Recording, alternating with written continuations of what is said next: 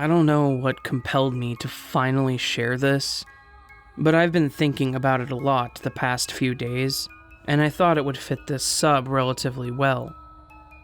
I'm one of those long-time lurkers who's been sitting on their own story for ages, but I finally got around to writing my experience down and hope someone out there finds it interesting to read. Apologies in advance for the length. I have a lot of thoughts about this, as it was the first and only time I've felt legitimately afraid for my life. When I was about 8 years old, my parents were going through a divorce, and me and my older sister used to spend a lot of time at our grandparents' house. It's a long, ranch-style home on a corner in a very nice neighborhood. It's about a 10-minute walk from a gas station, grocery store, and a few fast food restaurants. The streets are long and lined with well-manicured houses, cradled by big, scenic California Valley hills all around. We were never very wealthy, but my grandpa bought it as a fixer-upper many years ago, and the property value has skyrocketed since then. As you can imagine, it's a very safe spot, and although there weren't many other kids in the neighborhood, it wasn't uncommon to see neighbors walking their dogs or pushing strollers down the sidewalk outside our house. Although my mom was especially protective all our lives, this particular neighborhood was densely populated, and my family knew just about everyone who lived there. She grew up in that neighborhood herself, so she was understandably trusting. She would, once in a while, let me and my sister walk to the Rotten Robbie gas station at the other end of the block and grab a snack. I would always get a ring pop, and my sister would grab a Three Musketeers before we made our way back home. My sister was about 11 at the time, and this small amount of freedom was really a big deal to us. Nothing compared to walking down the street by ourselves in the summertime, laughing and joking around, a couple dollar bills in our pockets. I felt like I owned the world. The one oddity I ever noticed around the neighborhood was a small camper parked on the side of the road opposite to the gas station, right along the backside of the fence of another house. It sat there in the shade like a permanent fixture, all the windows constantly covered by opaque beige curtains. I couldn't explain why, but it always gave me this deep sense of foreboding when it passed. I was almost positive that someone was living inside of it because, at times, I'd hear the air conditioning running as it sat stagnant in that same spot. The hairs on my neck would always stand on end as I passed it, particularly as I passed the camper door, and I'd always keep an eye on it for the fear that one day it would swing open, just as I came to pass by. I think what bothered me the most was a drawing taped to the door from the inside. It was extremely messy, a sketch of odd lines in a brown-colored pencil that was frustratingly indiscernible. I could see the outline of something, a vague shape, but I could never make out what it was intended to be. I never had the nerves to stop and stare long enough to really investigate, but each time I walked by, I'd steal a glance. A year prior to the incident that I'm about to describe, I was walking with my mom past the camper in the shade. We had just gone to the park nearby and, unfortunately, had to pass the camper before we could cross the street and continue walking. I didn't want to seem afraid, so I kept on walking right behind her and didn't object when she walked past it. This time, I felt a little more brave. I was frustrated not being able to decipher the drawing for so long, and while my mom was feet away, I stopped in front of the camper door and took a moment to really look at the drawing. Upon closer inspection, the paper was filthy. I remember doing a project in elementary school where we soaked printer paper in black coffee to make it look aged, and that's what it reminded me of. My mom walked on without noticing that I'd stopped following her, but my eyes stayed fixed on the indistinct mass of dirt-caked scribbles until I could make out what looked to be a tiny malformed face. My stomach turned, I immediately felt cold and disgusted as my eyes trailed over the rest of the image. I didn't know what kind of creature it was at the time, but now I can look back and say the drawing was a badly deformed fetus inside a mass of large, perfect circles, like those made by a circular ring ruler. Its face was contorted as if it was in pain. It was so graphically disturbing and seemed to portray this odd sense of suffering that stuck with me for days. As a child, I didn't know how to process it, and the mental image still makes me sick to think about. I'd never seen anything like it before. Adrenaline flooded my body and my chest hurt with fear, but I selfishly thought of my glorious trips for ring pops and said absolutely nothing as I followed behind my mom. This was, in retrospect, a classically terrible idea. It's one of those things you scream at main characters in movies for. Ever since my ill feeling toward the camper had been elevated by the drawing on the door, I thought about it every time we drove by, and about a month later, my mom once again graced us with several bucks and permission to walk to Rotten Robbie's and grab our respective snacks. I thought about telling my sister about what I had seen on the way there, but she was older and braver, and I was terrified she'd make me cross the street with her to check it out. It was a bright sunny day, and I told myself with false certainty that nothing was going to happen. If I didn't acknowledge it, maybe it would just go away. We walked past the camper, and it was thankfully uneventful. On the walk back, I was feeling more comfortable and was focused on fighting open my candy wrapper while my sister walked alongside me. We passed the camper a second time, but I didn't give it half as much thought as the first time. I don't remember what we were talking about, but I recall being interrupted mid-sentence as my sister softly, yet firmly, said my name.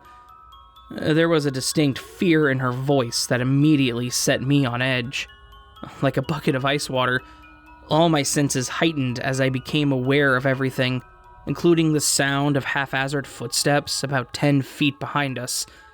It was accompanied by a heavy rustling sound, like a heavy backpack, and nervously I half turned my head to look. A man with a long, unkempt beard and wearing many layers of ragged clothing stood behind us, eyes unmistakably burning into our backs as he walked. His movements weren't normal. It was a drunken shuffle, like each of his feet were unimaginably heavy and needed to be moved one grand effort at a time.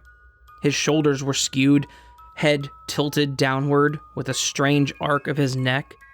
I could hear his shoes scraping the gravel with every step, but rather than seeming genuinely intoxicated, it was as if he was intentionally meandering our direction, like a zombie, with a direct effort to frighten us. Behind him, I saw the camper door was wide open for the first time in all the years we'd spent living there, and realized that this was the man who had been living inside. "He's following us," I choked out, my eyes filling with tears. My mind was spinning as I stared straight ahead again, the wide street and sidewalks abnormally empty all around. My sister grabbed my hand. She squeezed it hard enough to hurt without looking my way, speaking carefully under her breath. "On the count of 3, we race home," she told me in a very serious tone of voice. I couldn't reply through the growing lump in my throat, but every single cell in my body understood that we had to put some distance between us and this man as quickly as possible. She began to count steadily while we walked faster, and the most terrifying part is that he started running before we even had the chance to. He must have heard her directions to me and tried to get a head start by sprinting in our direction before she got to 3, but his footsteps were noisy and we bolted like deer the instant we heard him behind us. I'll never forget it. The chase felt exactly like you would imagine in your nightmares. The fear your pursuer is inches away from grabbing your arm or a fistful of your hair. I pictured myself being dragged into the van with nobody around to see or hear me. We ran so fast we didn't even have the breath to scream. and peering back behind me about 10 seconds later, I saw him running in our direction with absolutely none of the impairment he showed with those zombie-like steps moments before. I think back on it now, and he may have been deliberately pretending to be handicapped to lower our guard so we wouldn't start running. The thought is terrifying, but I can't rationalize it any other way. We made it to our grandparents' house, and without looking behind us, yanked open the stubborn old door before slamming it closed and scrambling past their excited dogs to get as deep in the house as possible. I don't even think we locked it, as our main goal was getting within the line of sight of any adult as quickly as possible. My mom was talking to my grandpa at the table, and they gave us an amused look when we bounded into the living room. Since we were kids, running around wasn't anything out of the ordinary, and she didn't ask what happened as we collapsed on the couch and tried to catch our breath. The inside of the house felt so safe and felt in such good spirits that I didn't even want to bring up what had just happened. Like waking up from a nightmare you don't want to talk about. I was desperate to go back to normalcy. I wanted to forget it entirely, to unwrap my candy and act like everything was completely normal for the sake of my own sanity. And that's exactly what I did. I asked my sister a few years back if she remembered the incident. I'm 25 and she's 28 now. And her response was strange. She remembered immediately without the need for me to provide details, but she quickly waved it off and insisted he had to have been a bored homeless man looking to spook some kids walking home with no real intent to harm anyone. I don't know. I'd like to believe it's some innocent misunderstanding, but like they always say about gut feelings, they're rarely wrong. I feel in my soul that he wanted to hurt me and my sister that day.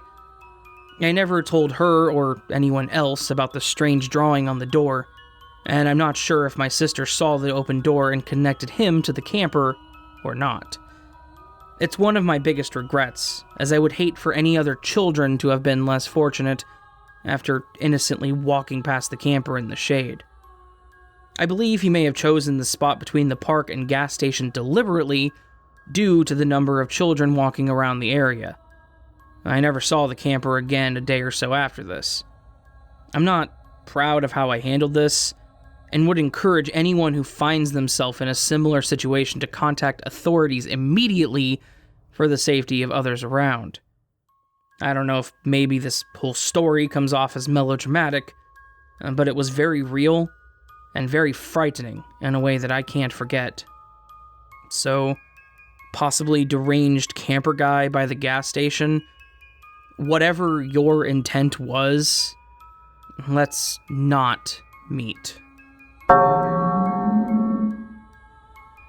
This happened over 20 years ago. I was driving back home with my girlfriend at that time.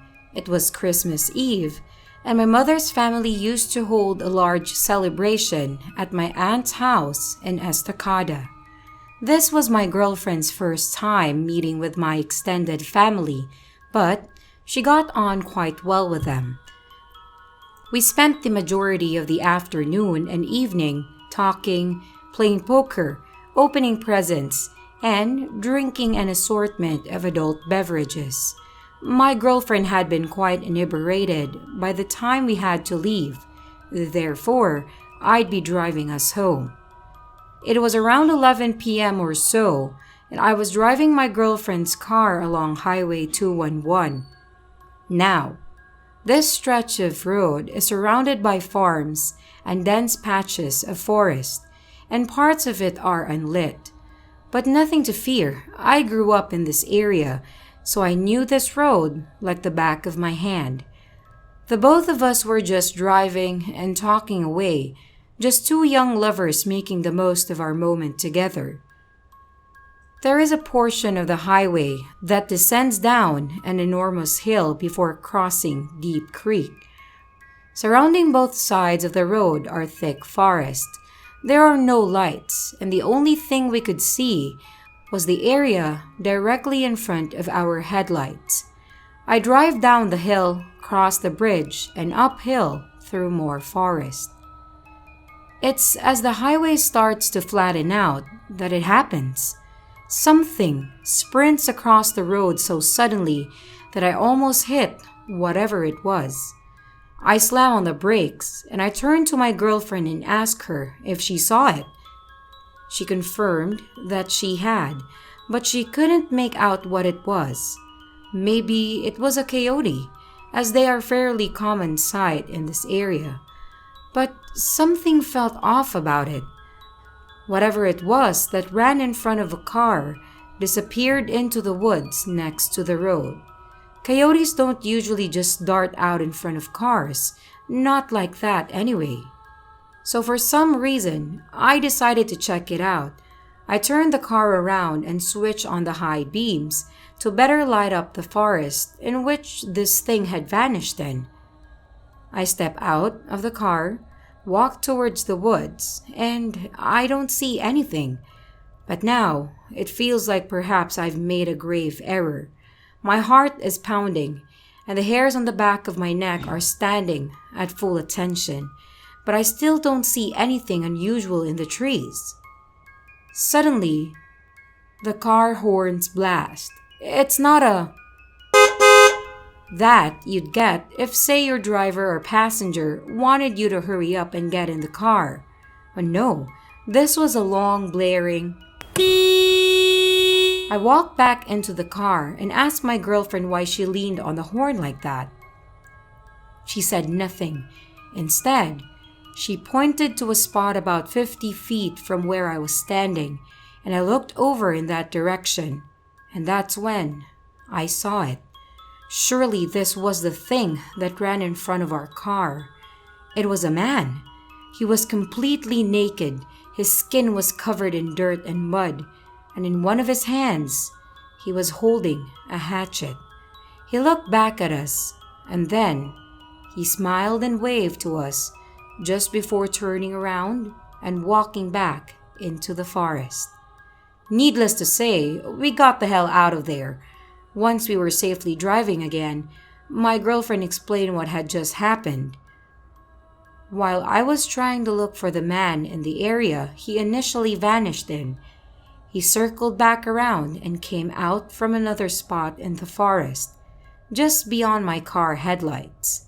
My girlfriend had seen something out of the corner of her eye, and that's when she saw him. Before she honked the horn, he was walking towards me, his hatchet raised as if making to strike me. We called the authorities once we got safely back home, but they never found anybody. Or they did and just didn't tell us. But the officer we spoke to explained his theory. The man was obviously looking to ambush unsuspecting lone travelers for Lord only knows what reason. We all agreed that my girlfriend's quick thinking saved my life, as it let my potential killer know that I wasn't alone out there. I moved back into the area recently, so I now drive the highway often. No naked hatchet man sightings yet, but I can tell you that I'm definitely extra vigilant now, especially near Deep Creek. Naturally, I'm a follower of horror in this subreddit and similar subreddits. I posted one on my Reddit a few months ago, so here's another one. When I was younger, every year for Christmas, I would drive upstate to my aunt's house along a stretch of highway. I cannot for the life of me remember the name of this road. All I know is it runs nearby Akron, New York, at some point. However, most of the drive is through rural areas with little to no towns nearby. So, it was the dead of the night, and my groggy self had gotten off a long shift and had to drag my ass to my aunt's house, since my extended family was expecting me the following morning. Near halfway through the drive, I realized I was low on gas, which irritated me.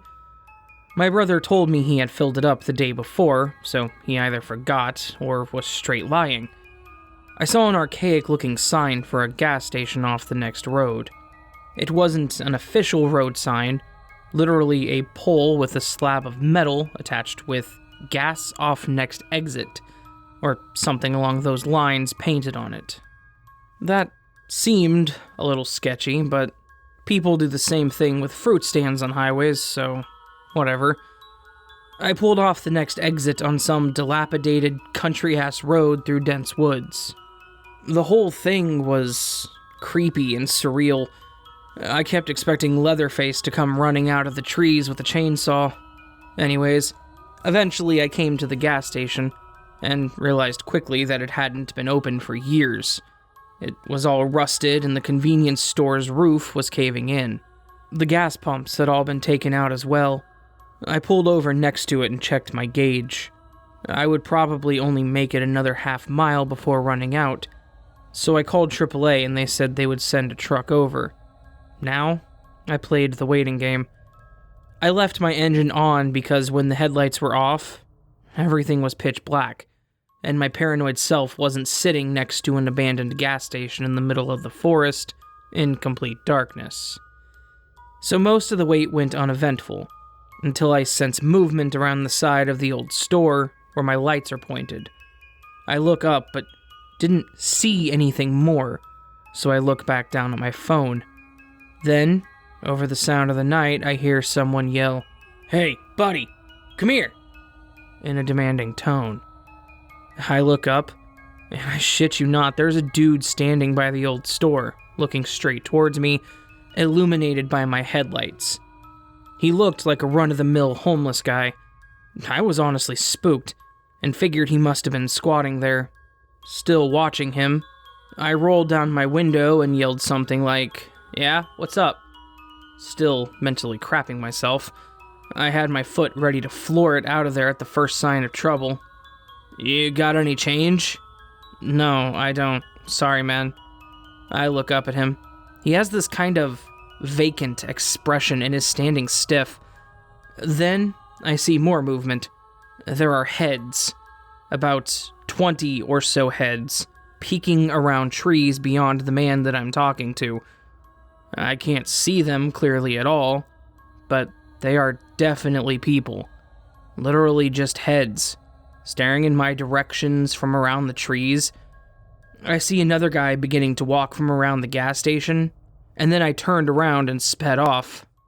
I got as far away from that place as my tank would carry me, and updated AAA on my location. The driver came back and filled me up, and I didn't say anything. But after he left, I wanted to call the cops. So I called the nearest town's sheriff department. They said they would send a trooper over, and I gave them the location. When I got to my aunt's house, they called me back and said whoever was there was gone, but they could tell a large number of people had been living there for a while. Blankets, canned food, the usual. The whole situation still freaks me out, but frankly, I can consider myself lucky that I'll always have such a creepy story to tell. I'm just glad nothing bad happened. So yeah, and to the creepy dudes at that gas station, let's not meet.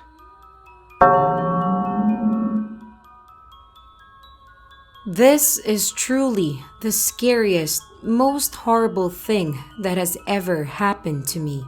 I have never been so petrified in my life, and to this day, I still don't know who this man was, or what he was trying to do, or if he is still where I saw him. I'm sorry for how long the geographical description is. I just want everyone to understand how secluded I was when this happened, and how badly it could have ended if it wasn't for my parents. I was back home for the summer for the first time in a year after starting university. Our home was, and still is, just outside of a small town with forest all around. There was also a small man-made lake, which was diverged from a river that ran for miles through the forest and ramified into a few streams east on the lake. Near my home, there was a small grassy path that led to the river following a stream. It was a long walk, but one I used to go on often as a child. I knew the forest there well, and I knew where I could cut through dense trees to meet the stream. The walk I would go on always led me off the path, which turned northwest slowly, so away from the stream, and then took a sharp turn to the west after a few miles' walk, at which point the stream was hidden quite deep in the forest. I'd continue to walk north and follow the stream through the forest to get to the river, then follow the river west to get to the lake. It's easy to get lost in this forest because the terrain isn't just a slope down to the water. It goes up and down, and you end up completely surrounded by trees. I'd spent many days wandering around there alone, or with my dad over the span of 18 years. Never saw anybody else in the forest. I went there twice that summer, both times alone. The first time I left in the morning, I walked along the path away from the stream to the sharp bend, then cut back into the forest. I reached the stream after an hour or so, and as I was running my hands in the water, I heard a bell from far away, coming from the north. Something was making a bell ring fervently and periodically, which I found very strange. I listened well, wondered if it was a lost hunting dog, and started moving towards the south. I bloody know I'd be the first person to die, but I was heading north anyway, so what the hell. I realized it could have been an animal. I could tell the bell was too heavy because of how clear the sound was to be on a collar. I kept moving, and the bell was moving away from me, and it stopped completely after 5 minutes. The stream wasn't big enough or strong enough to carry a bell that could have been enclosed in a tin or something, and the river was too far still. I thought of everything, but nothing explained the sound apart from one obvious thing, which I just didn't feel comfortable with for some reason. I knew it had to have been a person. I stopped thinking about it and just walked on normally. Until I found a badger, a blooming dead one, carefully decapitated. It had obviously been done with a knife. It was fairly fresh, and the body was still limp, and there wasn't too much smell coming from it. The wound was full of maggots, but I knew that happened soon after exposure. The sound of the bell had been following the stream, and so had I. So the badger was put there, maybe killed there, at least decapitated, while I was walking that way. The sound of the bell had been following the stream, so had I. So the badger was put there, maybe killed there, at least decapitated, while I was walking that way. I suppose. I don't know really. Nothing else happened that day. 1 week later, I went back for the second time that summer, and definitely the last time ever. I left home at around 6 p.m., and I made it into the stream, then walked to the river in an hour, then decided to go back the way I came because it was getting late and it was raining quite heavily. The sun set at around 9 p.m., and I was walking as fast as I could. The sound of the rain in the trees were surreal and loud. I was somewhat trotting with my head down for a while through the clearest and most open part of the forest when I bumped into something heavy. The smell was sickly. It was the decomposing body of a badger with his head strung to his front paws. That area looked a bit like a ham because of the way it was tied, just swinging from a tree, like an almost literal load of bullocks. It was this putrid bag of stench, wet and dripping green liquid, and I started gagging. I had some sort of mucus-textured fluid in my hair, and it was repulsive. At first, I just stared at it, slightly gobsmacked. Then I started fidgeting violently because I felt like I was drenched in its juices and I was soaking from the rain. And my senses became confused. It felt like a bucket of ice-cold water had been thrown over me when I realized that I walked the same way to get to the river. Someone had strung up the body after I'd passed it on the way there. Someone knew I'd see it. So, was someone watching me and running around the forest? Were the faint sounds of branches breaking around me not animals? I looked around and started jogging. I was half running, half walking away from the stream, back towards the path for a while, when I heard the bell again. I proceeded to call my dad while running.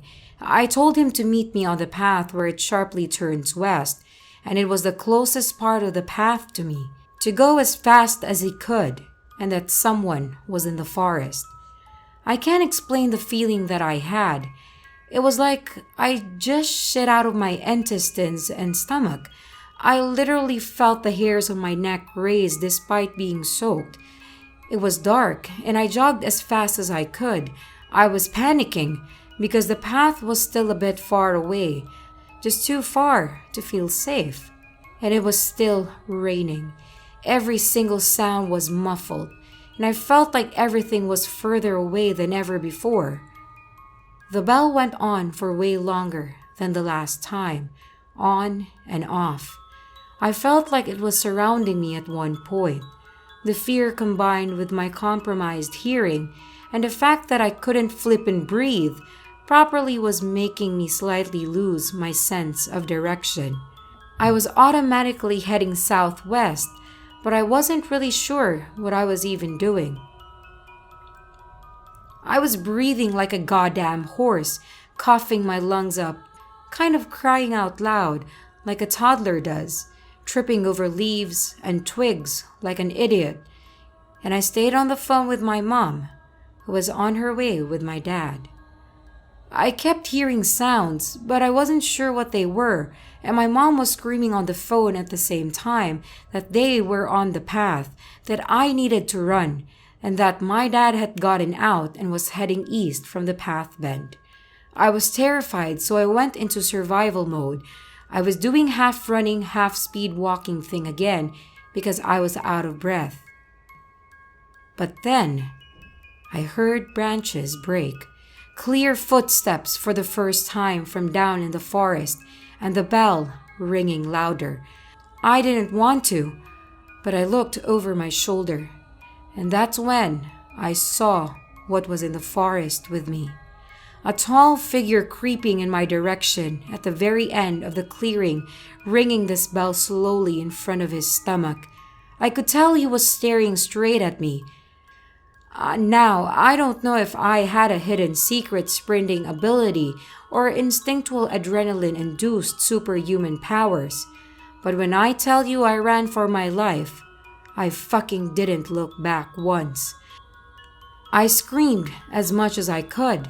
I lied. I'm on the phone with the police. They are on the path. Dad, I can see you. I'm here. I wanted to yell, Dad, please, where are you?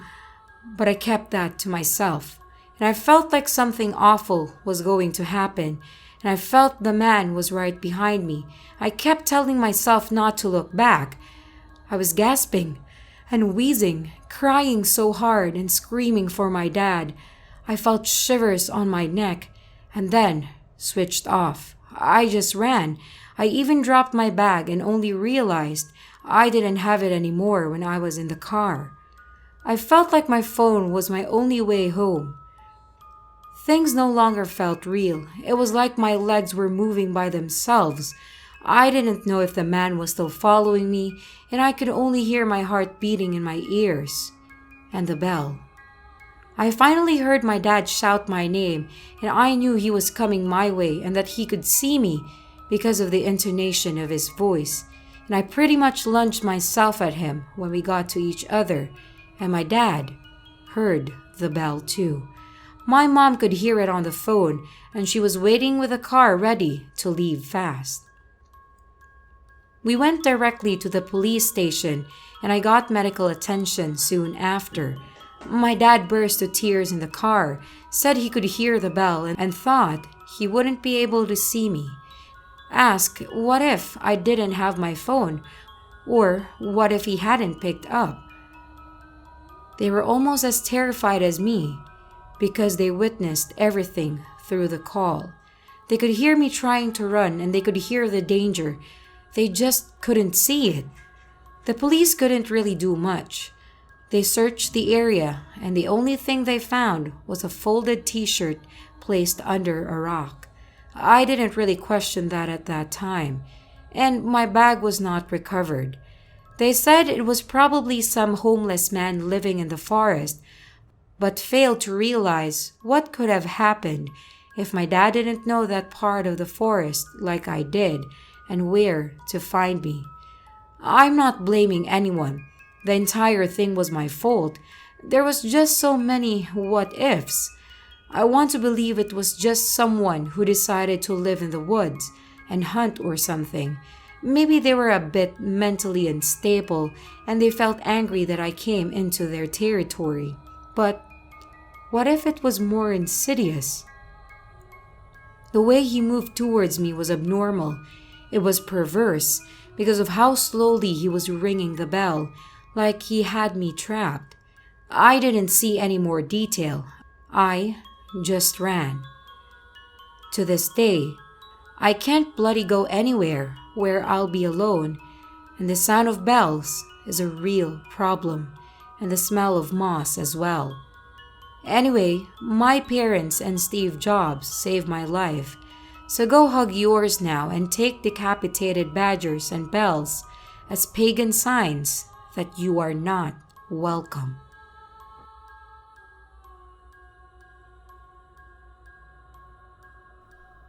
Hi everybody, it's your creepy sister here.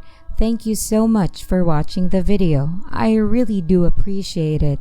And if ever you want to send me a story to read, you can send it to my email, which is in the description of the video.